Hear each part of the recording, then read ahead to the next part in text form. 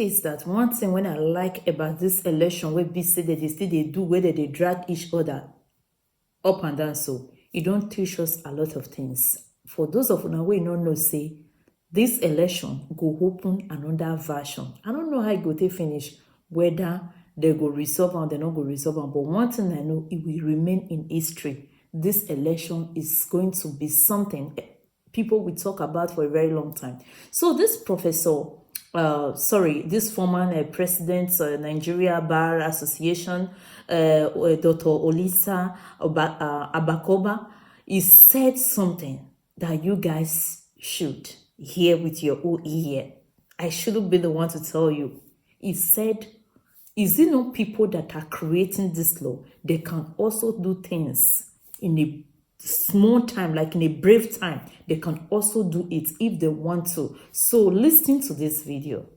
Our association, Dr. Olisa Agebakoba SAN, has urged the Presidential Election Petitions Tribunal to conclude petitions on the February 25 presidential election before the inauguration of a new president on May 29. Agebakoba, in a statement he personally signed on Monday, urged the tribunal to adopt the procedures used for speedy conclusion of arbitration matters in its approach to the cases. According to him, the first is the interpretation of Section 134 of the 1999 Constitution of the Federal Republic of Nigeria as to whether securing 25% of votes in the Federal Capital Territory, Abuja, is compulsory to be president. And on the second, he queried the legality of a candidate being allowed to stand for presidential or vice presidential election when he is at the same time a senatorial candidate.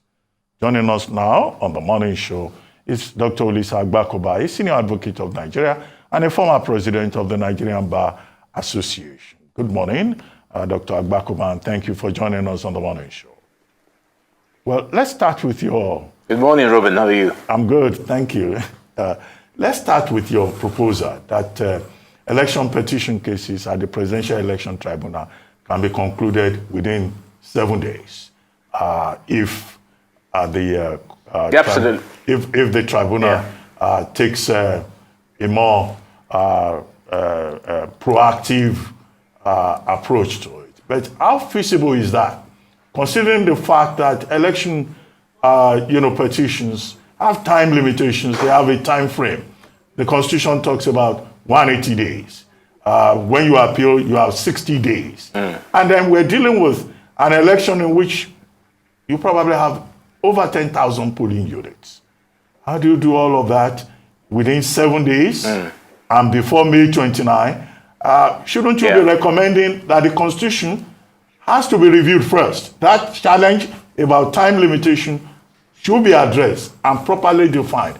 Otherwise, how would the courts do it in 7 days or before May 29? Yeah, thank you very much. There's a context in which I've recommended that we should finish the petitions as fast as possible, and I think 7 days is a good time to go. The fact that the Constitution prescribes a time limit doesn't mean that that time limit must actually run. So the context of my call is that the polity is overheated. The other day, the Minister of Information is accusing Mr. Peter Obi of treason. People want interim government. There are all kinds of things going around. There's a whole shebang of things that seems to want to destabilize Nigeria. The DSS is shouting that there are people who are all over the place doing things. And the simple problem is just to resolve the election petitions. So the question is not whether it is doable, it is whether it can be done. So I start by saying that the judicial philosophy of Nigeria is about 100 years old. Nigeria is not known for speed. Why is it possible that Ghana finishes its own election petition in 30 days? So why can't we also do it here? Why should we have 360 days to do something that is fairly simple? So the new international gold standard, and I sit as a senior arbitrator in the City of London, and what we do is we apply case management. So my first recommendation is to say the issues presented to the tribunals, are they amenable to quick resolution? And I think there are 3 issues which you've outlined that are amenable to quick resolution, one way or the other. Now, under the Kenyan procedure, those questions that I've set out are decided in exactly 1 day. So if I was the presiding judge of the tribunal, I would give 2 hours to the petitioner to establish the case whether 25% of FCT is relevant in the consideration of who is the president or not. I would give time to Mr. Tinubu's people to reply, and I'll deliver a ruling at 6 p.m. What's the difficulty? These are purely matters of law. So it is absolutely feasible. If those 3 questions do not succeed, then the part A of the petition would be now to do what you say, take the issue of electoral malpractice, which I concede will be a lot longer. But I have a strong feeling that those 3 questions I have set out can resolve the petition one way or the other. And it can be done in 7 days. If Kenya can do it in 14 days, why do we need 360 days to do our own? Are we not more highly judicially educated than Kenya? So come on, and I also would, without criticizing the lawyers in the petition, since they filed the petition, I haven't heard anything from them. There's all sorts of procedures by which you can front load a case, push it, set out procedural issues, set out jurisdictional issues for the tribunal to determine. That's number 1. 2, the tribunal itself can, of its own motion, suo motu, raise questions. So we've read all these petitions, and we think we can dispose of this petition if we set out some questions that, if taken, can resolve the entire thing. I'm concerned that the polity is overheated, and the way to go is to see if we can get the petitions resolved before May 29. The elections were in February. That's about 4 months. What's the difficulty about resolving these cases well before the handover?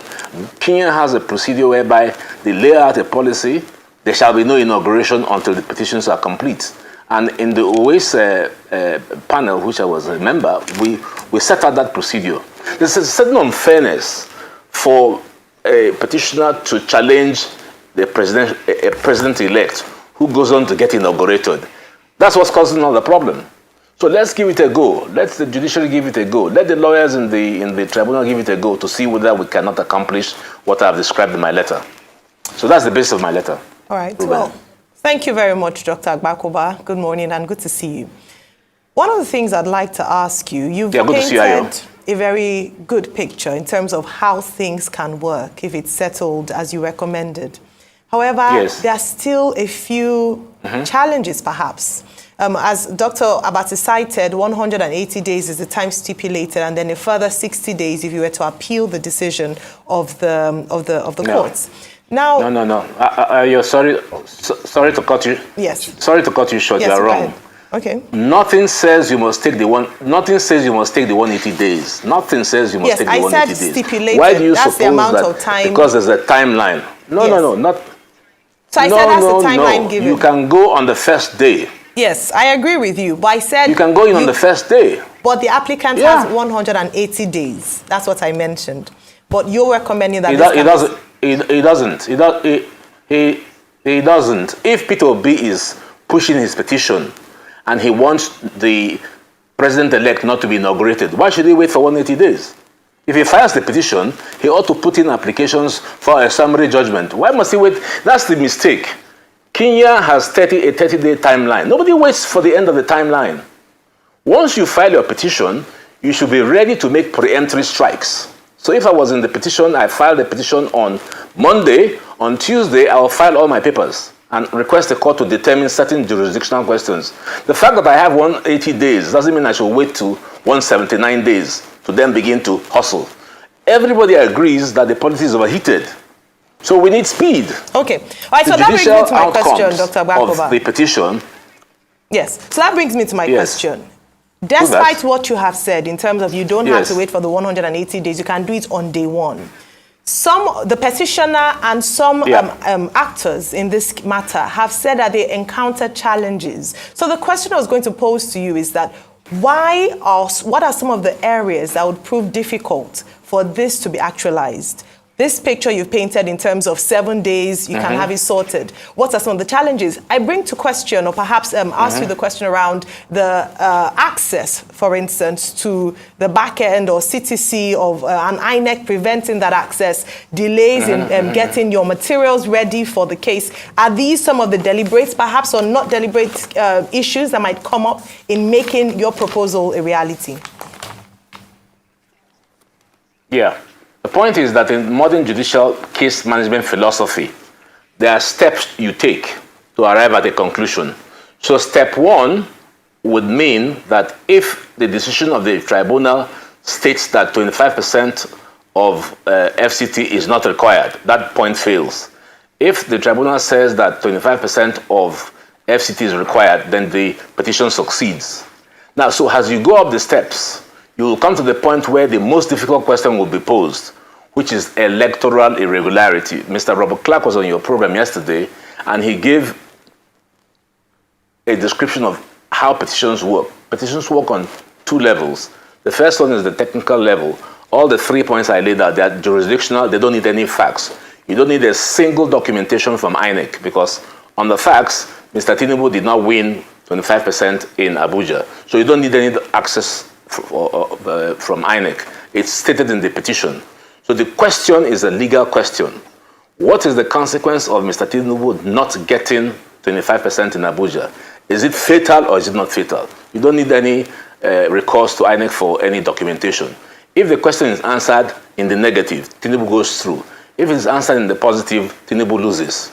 You go to the next question. What is the consequence of Mr. Tinubu's vice presidential candidate being on the ballot of senatorial? Is it fatal in view of Section 35 of the Constitution, one way or the other? And so on and so forth. So you exhaust the jurisdictional and procedural questions. If all those questions succeed, then you are within the time to dismiss the petition or allow it. Now, the more difficult one is if the procedural and jurisdictional points do not succeed. Then we're bogged down by the electoral irregularities, and I agree here that access to documentation will be necessary. But to sit down and do nothing, I haven't heard a theme from the courts, I haven't heard a theme from the legal team, is the point that I'm saying is irritating. And the politics is overheated. That day, Mr. Lai Mohammed was in the UK, in the US, shouting treason.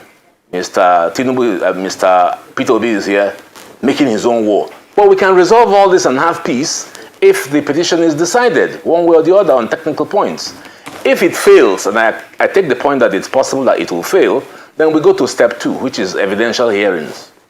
Well, you recently expressed doubt about